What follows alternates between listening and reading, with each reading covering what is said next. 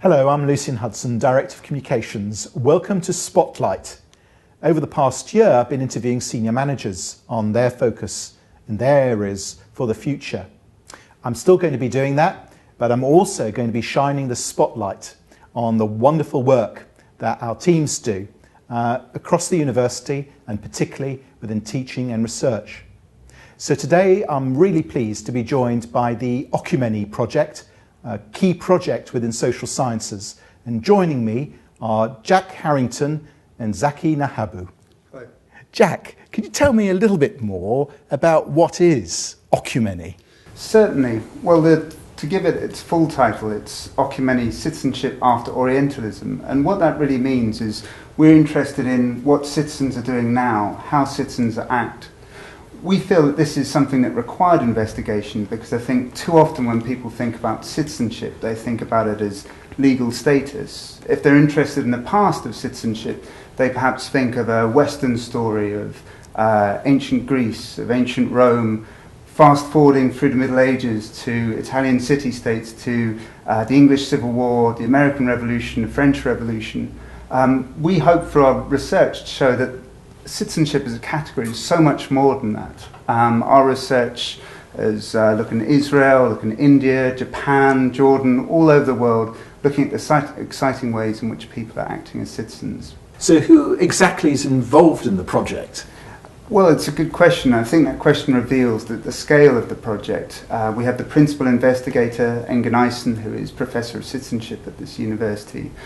We also have 6 research associates, and I'm one of the 6, 3 PhD students, and 2 visiting research fellows. In addition, we have a network of affiliates, some academic, some activists. So I think that gives you an idea of the size and scope. And Zaki, what's your area of research? Thank you, Lucian.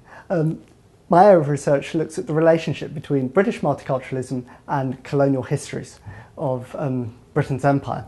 So I look at how multiculturalism has impacted upon this narrative of citizenship after Orientalism. I ask whether has multiculturalism in fact challenged our assumptions about what it means to be a citizen within that narrative which Jack just outlined. And in essence, I'm asking whether multiculturalism not only recognises different cultures, different ways of life, but does it enable the recognition of different ways of being political? Can you tell me a little bit more about what it means to be political in your sense, in the Oecumene sense? In the Oecumene sense. In the Oecumene sense, being political had previously been defined what we consider to be political acts. So, for instance, political acts of voting, of going on demonstrations, these are all considered political acts. Now, in Oecumene sense, in our sense of what it means to be political, are acts which disrupt that narrative. It disrupts our common sense ideas of what it means to be political as simply signing a ballot paper. It means those acts which seem to escape our Western understandings of what it means to be political. And that's what we are trying to investigate. And Zaki, how do you feel being a PhD student on this project? Well, first, very fortunate and very exciting. Firstly, what I think about PhDs in general from the humanities and social sciences is it tends to be quite an intellectually isolating affair. It can be. Now, within the project, this Oecumene project bucks this trend. It enables me to engage with my peers in a very informal and formal settings in terms of how I can develop my ideas from very different perspectives. From that wide-ranging collective that we've assembled enables much broader intellectual trajectories from the different research associates. And this has come to inform my PhD in quite expanding my horizons for how I think about political subjectivity, how I think about post-colonial studies, how I think about queer theory. And this has enabled a rather unique opportunity, in a way, that other PhDs have not quite experienced. And I find this very useful. I have to say, having been a PhD student elsewhere, I'm deeply jealous of the support that Zaki has had. We're a genuinely multidisciplinary team, and I think we all are really able to benefit from the discussions we have. As Zaki said, they cross over so many different disciplines, and I think as a PhD student that must be a great thing. And obviously for me as a postdoctoral research associate, it's one of the real appeals of working on a project of this scale, both in terms of the number of people involved and its huge intellectual ambitions. So quite a sense of teamwork. Definitely. I think in terms of teamwork is we've organised weekly seminars, for instance, and these weekly seminars we can engage with readings in terms of how other collectives had been, for instance, the Subaltern Studies Collective, which was very famous in the 1980s, developed a similar line of approach of thinking about citizenship and colonialism.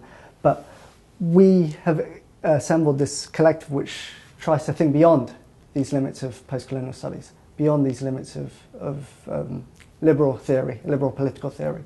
So this environment has been very useful. And Jack, what do you think is and will be the impact of the Oecumene project? Well, I think in thinking about this, it's worth bearing in mind what the purpose was supposed to be. As a European Research Council funded project, it has a duty to break boundaries, to challenge, to ask new questions, to create new knowledge. And more generally, this is going to be our impact.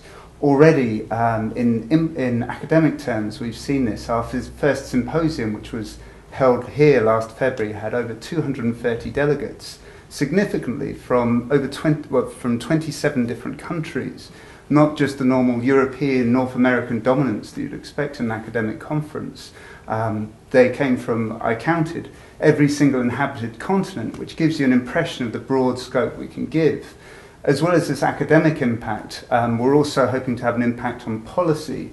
There, quite simply, as Zaki has suggested, we just want people to look broadly at what citizenship is, look at the full range of ways in which people around the world are being political, and learn to call that citizenship.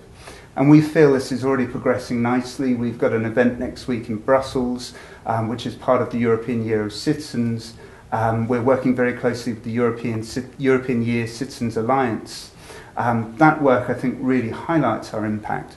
They were very keen that the European Year should be a lot more than the formal citizenship rights to do with mobility, but actually should be about the social and political ways in which ordinary people can act as citizens. And so to be invited to do that, to help with that, is, I think, an indication of the exciting impact that we're starting to have.